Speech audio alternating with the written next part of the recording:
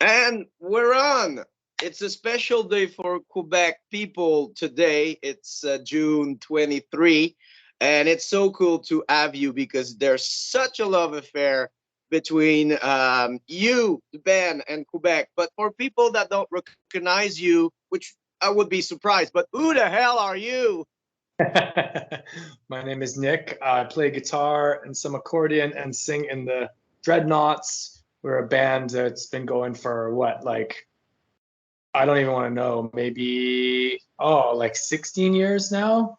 Oh man, thank you for making me say that. That's making me panic. But I yeah, something like that. I think 15 years. And we've been all over. Yeah, something like 2007, six. I forget. I was too drunk at the time. But we've had. Oh yeah, we've been all over.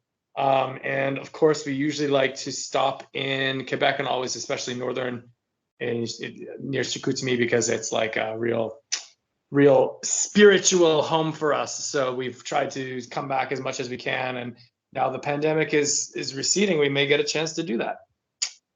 Yes, and it's cool because you're gonna hit Saguenay again really soon. But I want to talk before we get into the new records because I just finished listening to it, and man, I know you work your ass every records, but I felt that this time it's the kind of masterpiece you were dreaming since the beginning of the band, like the perfect fit. Every song are so strong, so well written, there's Oh, story behind that, and there's a lot in that record. It's really complex. But maybe for people that unaware how the band started up, we know it started up with cider, but wow. how that crazy project started up, how that idea of creating something not around the Celtic punk like a lot of bands choose to do, but around polka, which was kind of an explore era at the time for many bands. It's we're not that aware of that scene.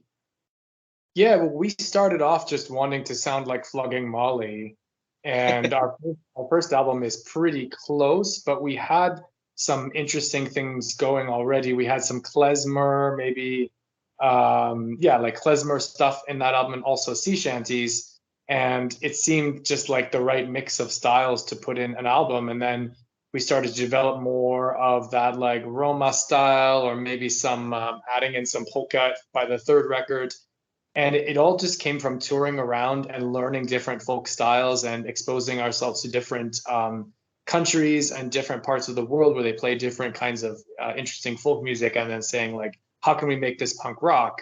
And so eventually, by the time we had our third album out, we had most of the styles. I guess we did a sea shanty album too, and some other stuff. But yeah, that was how the idea got started. Was like we started with the basic Celtic thing, but then you realize very quickly that especially like Irish Celtic is one tiny little strand of, like, for example, Quebecois music itself is its own kind of music, and it would take forever to explore it all. So it's too bad. We thought it was too bad that so many bands in the genre were just sticking to that one little sliver of it and not opening up a little more. But I think lots of people do this now. It's just we had to do it too. Yeah, and I think it's folk music are kind of the beginning of creating bands around doing music and everything. But it's such like it's the root of the culture for many people around the world. So like you mentioned, it's cool to see that band are getting back to the roots with all that music and fastening up and putting other stuff, and that's what I love about music. People think that everything is creating. It's false. The Dreadnoughts, it's a proof. It's different, and Yeah, you did it on your own turf, and that's so cool. That after all those years, the passion is still there. so many years. Yeah, but not really that many, but a few. Yeah, thanks, man. We are, yeah, and you're. I know you want to talk about this, but you're right. The new album is trying to like sum it all up, sort of collect it together, and you say, okay, no more new styles. Let's try to go back through the whole thing and see if we can make an album that's like a summary of the whole style. And Hopefully it works. We're gonna find out. You always think that your newest one is the best one, but everyone thinks that, and Metallica shows us that that's not true. so, so, so that's it. You know, like unfortunately, you're not. Sometimes you're wrong, and I hope we're not wrong. You know, System of a Down understood they will not create another records. But it blew my mind because I mention it. It's when I say masterpiece, I know it's a huge word, but you know, I know how hard worker you are when it comes to create music, and you can be lost in the process. But I think that this time you really knew the direction you wanted to go. And the cool thing is, you know, I love Into the North, but it was not a record for everybody. And so a lot of people were waiting for, you know, the comeback of the most pure form of the Dreadnought, the more, you know, punk rock folk form of the Dreadnought they knew. So, you know, with times, it's always, you know, when you wait for something for a long time, as the pandemic and playing show, you just get excited. And I think that's the thing. People gonna love it. I hope so. Yeah, that's exactly right. After we made our sea shanty album, we said we have to go back to the noisy stuff and make another big sounding, badass sounding album because there were lots of people who bought that and they put it on. They were like, "What the hell is this?" So fair enough. Like it was a surprise, but nonetheless, yeah, we wanted to make it sound big and really huge guitars and all that stuff. So yeah, that sound is back for sure, and I hope it shows we're not getting too old. But the thing is, it's a huge challenge to do a sea shanty album because the vocal, you know, nothing can back you up now. It's all the vocal and it has to be perfect. And in a way, I think it make it strong for that record, the new records, because you know, you challenge yourself in a really tough way. That's true. Yeah, the sea shanties stuff, you have to do it all in one room together. And so there's no do-overs. You can't do something twice. You can't cut it and paste it. It has to all be done once. So that was very challenging, but also it was easier because we didn't have to set up a drum kit or get electric guitar amps or anything like that. And with this album, we had, because we live all over the world from each other, we had to everybody fly to a location in Connecticut in the USA and set up drum kits and amps in a big studio and all that stuff. And it just took so much effort, you know, to do it again. So, so we only had 11 days and I think 10, 11 days, including mixing and mastering. So everything, we learned the songs, we played the songs, we mixed the songs, we mastered the songs in 11 days. And yeah, that's how the album got made. So it was very challenging. Yeah, it could have gone a lot worse. Yeah, it's impressive. It's a huge challenge and a lot of stress, I'm sure, that maybe you didn't want to have on your shoulder for the new records. No, yeah, but I guess you can hear, I think some of it, if you listen, you know, enough, you might catch some of how it's like rushed or hurried. Like there are some parts that we didn't fix and some guitars, like I come in a little bit too soon and we just said, fuck it. Who cares? Like it's punk rock, whatever. But, and I like that, that's cool. But, you know, we made our first record in 2 days. So, you know, why do we need 11 now? I don't know. But it was very, very fast. And so, yeah, like it sounds good, but it had better because we put so many hours in. So It's funny because like you can use that argument. Hey guys, we have 9 more days than the first records, remember? back then we at least we lived in the same city so we could practice them. But this time we learned all of them in the studio. I had some demos that I made, but everybody had to learn all their parts and get together in the studio and learn. And so the whole music was built from the ground up in 11 days. So, you know, yeah, it's the world we live in. People live in different parts of the world and everybody has different lives and careers now. So we have to deal with it, but it was tight. Yeah. And The then result is amazing. I don't know if you want to hear what happened with the production, but this thing was supposed to be out in March or Yeah. February. Yeah, and then Adele and what's his name?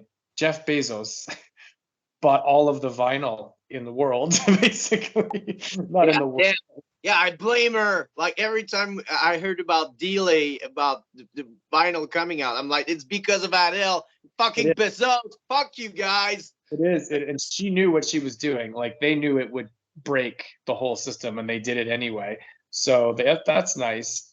And so now finally we can start to mail some vinyls. I think like tomorrow or something. But oh man, I was so excited for everybody to hear this in February, and Yeah. now I have to wait until what 2 days from now, and it's like, ugh, I'm already thinking about the next one. This is crazy, and I know it's always working in your mind, and a lot of people uh, maybe understand more now the process of creation and how artists live in the future and the fans live in the past, and to find a balance between those two worlds. And I think the new record is all about that. Like you said, you go through every era of the Dreadnought, and there's nostalgia, and there's a lot of new stuff, and I really dig it. Can't wait to listen to it again, which is a good thing.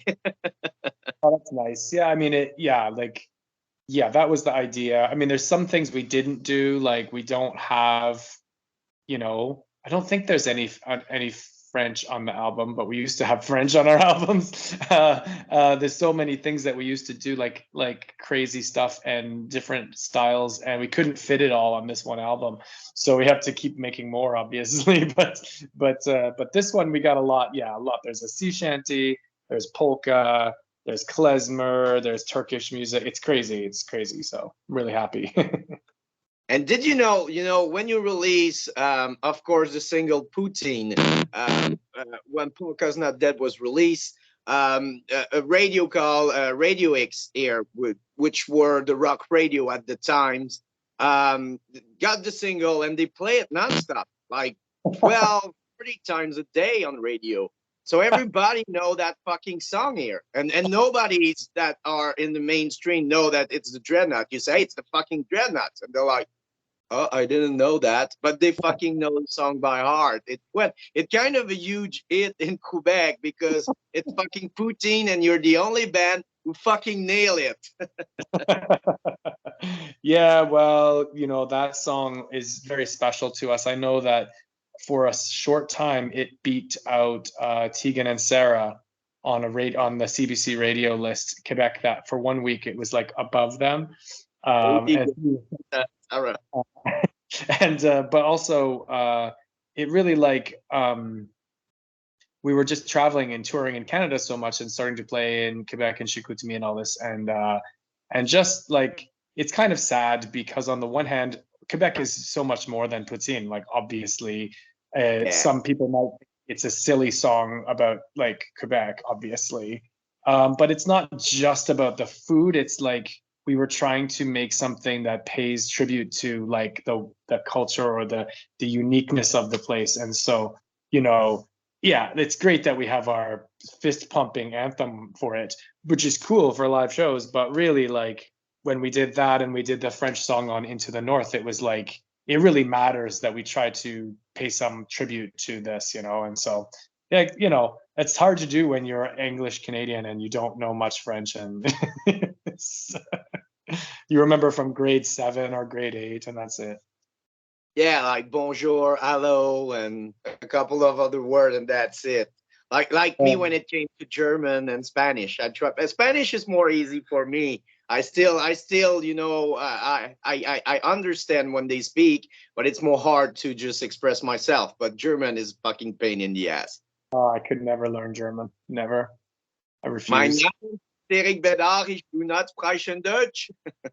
Uh, oh yeah. Anyways, but thank you. The album is I really, think, really there's always people complaining, and I'm sure that's the same 5 people that are complaining to every records. And I don't think it really matters because it's a beautiful homage to the poutine, which is like, we know we're not the poutine, like Saguenay are not. Like, it's all about blueberry, and it's not about blueberry in Saguenay. There's way more than that. It's the stereotype, but yeah, we get it.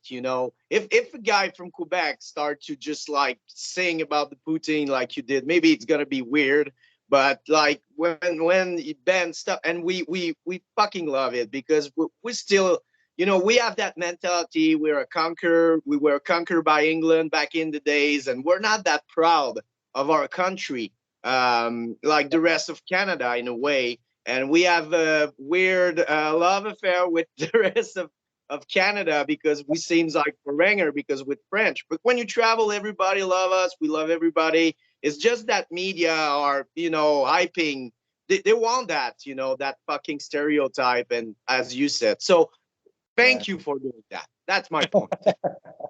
Well, we try. Yes. Oh man. I'm curious, it seems like the way you talk about when you formed the band, did your parents influence you musically in any way by what they were listening, or maybe they're musicians? Absolutely. Yeah. Both my parents are musicians. My mother plays guitar and sings, and she sang a lot of Irish stuff growing up, a lot Cool. of interesting English folk too, and like singer-songwriter folk music. And my father was very similar. He was more of a rock musician, but he played all kinds of stuff when I was born, and was a songwriter. And so, they both loved folk music and would introduce me to like Irish stuff, but also Stan Rogers was a big, big, big one where we listened to it in my house all the time. And also just many different styles of music. The Pogues was another big one when I was a kid growing up. We used to call it the shouting music and make fun of it when they put on the Pogues. We'd say, haha, it's funny, it's the shouting music or the screaming music, because Shane was always going, ah, And then ironically, 20 years later, I was doing the same thing. But no, it was like, yeah, very important to my family to have music around, and so we always did. And now that I've got the little guy running around, he's got his own little accordion, and he's got his own little guitar too. And he's too young to play these things now, but I want him to have the same kind of, influence. And he's going to take it in some weird direction, of course, that I would never see, but coming. But it's, yeah, it was very big in my household for sure. It's so cool because I always ask the question because most of us, if our parent didn't show us the past, we don't really care because we our nostalgia are around what we grow up listening to on radio and around us. So Exactly. I think it explains a lot why people stuck in the punk rock in the 90s and not listening to anything else.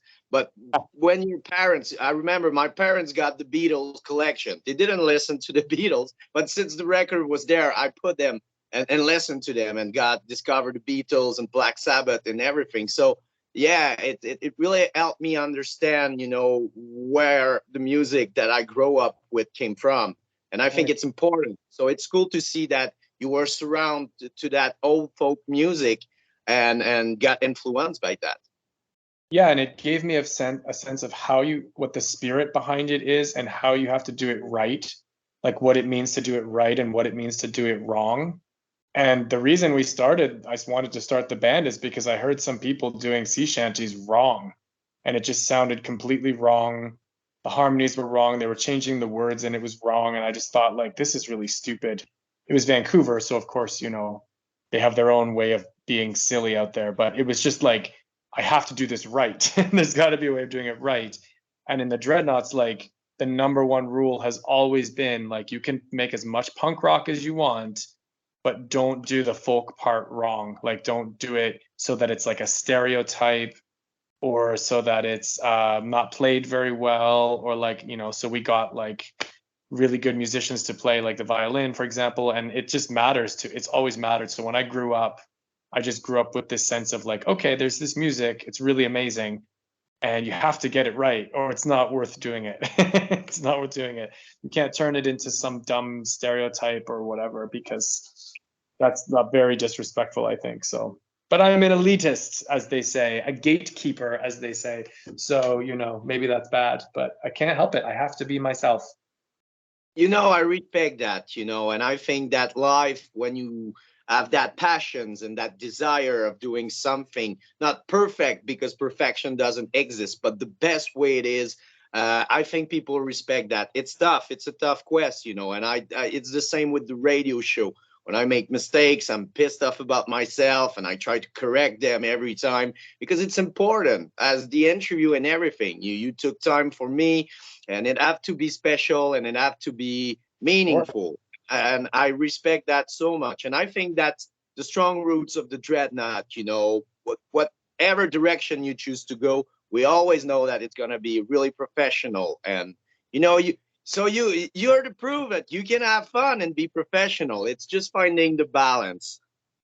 yeah, and a lot of bands don't. A lot of bands start out trying to get an audience first. Like they're worried about their crowds and they're worried about who's coming to the shows and promotion and all this stuff. And that we did honestly didn't. We just loved getting together and playing the music and drinking, like a lot, and it was amazing. And we just it was a party for us. And then I realized like we can share this party with other people and then start booking shows. But we loved it. We loved the music first. But unfortunately, you know, a band can go the wrong way if they worry about the getting attention first. You have to love it first, and then you can maybe get attention later. You know, most of the more, you know, well recognized band started up without a name. And most of the band, the first thing they try to figure out is the fucking name before the music. And I'm like, maybe, you know, you don't focus on the right thing right now. The name doesn't really matter if you don't have the right music around that. That's it. That's it. That's exactly what I'm talking about. Yeah. So with the release, how gonna be the rest of the year for the Dreadnought? We know you coming back to Saguenay. How's gonna be the rest? Is there a tour around?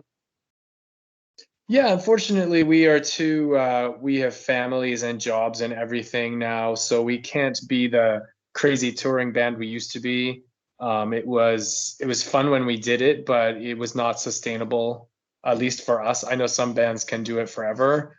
It helps if you get famous, but since we did not get really famous and we didn't, we wanted to have like real life too. So we got some real lives. Our drummer, for example, he's having his first child in December. So Oh, there's, so yeah, it's cool. Marco. It's cool news, but it's you know, yeah. I mean, these kinds of things mean you can do your shows, but you have to be selective. So we will keep playing, of course, around from Toronto all the way up to Saguenay, and we will keep playing in our big cities that we play in, and hopefully go back to Europe soon now that the pandemic is over. But yeah, this year it's just I think we'll play some more Montreal, Toronto, maybe another show in Quebec. We'll see. It's just yeah, like if we were younger and crazier, it'd be like let's do a 2 month tour. But the only reason the Dreadnoughts are still going and we didn't quit is because we didn't do that. If we had done that and tried to keep going, we would have all quit the band and stopped. So like we're gonna keep doing this thing where we release albums and play shows, but we won't be able to travel necessarily to like everywhere and play these long tours. So that's it's too bad in one way, but another way it's healthier. Because I would be dead now, I think, if we kept going like that. You're right. And a lot of bands choose to do that, you know. And since in Canada you're more well recognized, you can do the festival run, which is way more easy and during the summer, so you can take day off and everything from the job. Because I respect that. I always say family first. And, you know, I heard so much musician being really sad because they miss so much birthdays and you know special days at school and you know kid shows and everything. And you know I love my kids and I'm lucky with the radio show. I don't have to travel that much, which I did a lot too. You know, like I said, my first one I sacrificed a lot of time with her, and it's something that I don't want to do now. So yeah, I get it. Yeah, and I know the funny thing is I know some much more famous groups in our genre who also have to have daytime jobs, but they tour more often, and this means that their jobs have to be like not I don't want to say terrible, but like they're very temporary jobs that they can like pick up and put down. And that means they can't ever commit to any permanent thing. And so they're always coming back to these kind of like hard jobs. And then they go back out on tour again and destroy their bodies for 2 months. And then it's back to the hard job. And it's like, I respect that. It's amazing if you can do it. You know, the devotion to the music is amazing. But it's also like when fans ask you to do long tours, I don't think they know what they're asking. They're like, just tour around Europe and come to Turkey and then go to Greece and then go to Russia and then come back over to Scandinavia. And you're like, oh, that sounds like a lot of fun. But if we do that all the time, our lives will be fucked. So like we are human beings who have to like also have a life. So sorry, we might not make it to Helsinki this year. But as I mentioned with the record, it creates rarities, and people will know that if they don't go catch the Dreadnought, it can take 2 or 3 years. So it's assured that the real diehard fans gonna be there. So yeah, maybe less show with maybe 30, 40 people, and more show with hundreds of people jam packed, singing out loud. So in a way, it's strategic and it's cool. Like you said, we getting older, and I think that we were wrong, man. Like the 17s, 80s, like the sex, drug, rock and roll, that was not, a way of living a long life. And we see all those stars dying in front of our eyes every fucking day. And we're like, what the hell happening? Man, they live it to the bone. They're dying at their, 50s, 60s. And I think that, it's kind of sad when you got kid and everything. 'Cause my grandparents are 93. Yeah, that's the thing. That's the goal, right? And so, yeah, and sometimes you talk to these musicians. I've spoken to some like musicians who were in big famous bands in Canada in the 80s, like guys who were like the bass player, for example, for some big rock band. And they're fucked. Like they don't get many of the royalties because they didn't write the songs. But they got to tour and play to like 10,000 people. Whoa, like what a big, huge, amazing tour we did. And they come home with a little bit of money and they save it up. And then the band finishes. And then they have 20 more years of their life and no money and no income is coming in from it. And they've just sacrificed all of their youth for this. So like it's cool and fun, but it can be very sad at the end when people are like, they are left with, it's the same with athletes, like even famous athletes, some of them end up screwed up and poor because they don't have any future. So anyway, we're talking, I know this is a boring thing for some of your younger viewers, but you will be here one day. It's true. And we see, like, it's cool to see the new generation. They understand that. And the thing is that now it's not like, when the 17 explodes where nobody knew, there was no internet. So you live that life and then you learn. Now we know. And we know, like you said, if you start a band, like try to write songs and that's the way you got royalties. It's not big money, but still it's a check coming your way every fucking month, year, whatever. So it can help, So yeah, you have to make it like, every time I say to people, if you do something, just like took a step ahead and learn the more you can, because you have to do it, intelligence, intelligence. I have so much hard time with that fucking word. That's okay. It's not your first language. No, that's right. That's exactly right. So, that's where we are. But it's really nice to hear that. I didn't know that people had the new album yet, but it's great to hear you have it, and it's great to hear that you at least like some of it. There's a couple of songs I would skip. I would skip like two, 3 songs on that album, but it's still not bad. Like 70% of them are good. That's okay. Let's see how people react with that. But I telling you, like, I love listening to it. There's so much stuff, and when it comes to an album as complex as that, I get like the first song is maybe my favorite from now, but I know it's gonna change with time. So, and seeing them live is gonna change everything. So it's incredible, man. I know how much money you lose with that band, and thank you for losing money in the name of Polka. We all make sacrifices, you know. Maybe like there's a new lineup for that records. Who's the new one?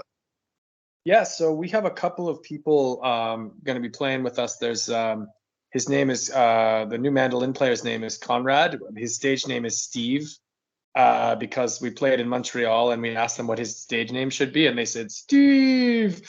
So his name is Steve now. That's Steve. And and we actually have your listeners may know the band The Creep Show, and they are like a well-established psychobilly band, and the bass player Sean from that band is now our bass player because we are unfortunately our old bass player is still having some health issues, so we have to replace people all the time. But Mr. McNabb is playing bass with you guys. Yeah, and singing too. Yeah, it's cool. His voice is so good. Obviously, he's like he's got such a strong voice that like when He's he a plays. good man. I love him. Oh yeah, he's a wonderful guy and just very experienced and knows. Interestingly, he never played the regular electric bass in his life, and now he has to with us, and he just figured it out. But yeah, he never told me that actually. He said after the first gig, he was like, He used to be in a ska band. I don't remember the name of the ska band, but before the Creep Show, it was in the. I have to figure it out. I don't remember the name. Well, I hope he's telling the truth. Otherwise, it's a good story, but he's pretty good. So it's nice to have someone like that to call on. We're very lucky that if someone has to drop out, that someone will step up. It's amazing. So, and they learn the songs just from listening to them. So we had 0 practices on this last trip to Vancouver and then to Alberta. No practice, like Wow. none. So we just started playing the songs on the stage. That's crazy. I know the Me First and the Gimme Gimmes do that, and I'm really impressed. It shows how great musician you are because it's edgy. Edgy. It's also kind of stupid. In Calgary, we played our new song "Problem," and which has been released already. And we just played it for the first time, and we told the audience, we said like this, we might have to stop in the middle. But they were so excited. They were like, do it, do it, do it. So we were like, okay. And we nailed it. Everything went perfect. It was like, okay, we can actually do this. But one of these days, man, that's gonna go wrong. Maybe not. Maybe not. Oh yeah, I haven't listened to that song in 8 months, and so I'm like, what are the words? I don't know. Do like old guys, write them and just like put them behind your amp. That's an iPad on the microphone stand, iPad. all, all the lyrics written down. Like if there's some in my hand, there's some there. Yeah. Guy from Coldplay has an iPad, so I want one too. Do you feel like every band after a tour are Spinal Tap? Yes, they're fighting. They're exhausted. Yeah, basically. That's right. So Nicolas, you're gonna hit Quebec. The best way to encourage you is go directly catch the show at Saguenay and sing the song loud. But if people can catch you on that row and want to help and buy merch, what's the best way to directly encourage you guys? Yeah, thank you. We have, if you just go to thedreadnoughts.com, that's got all of the merch and all the everything.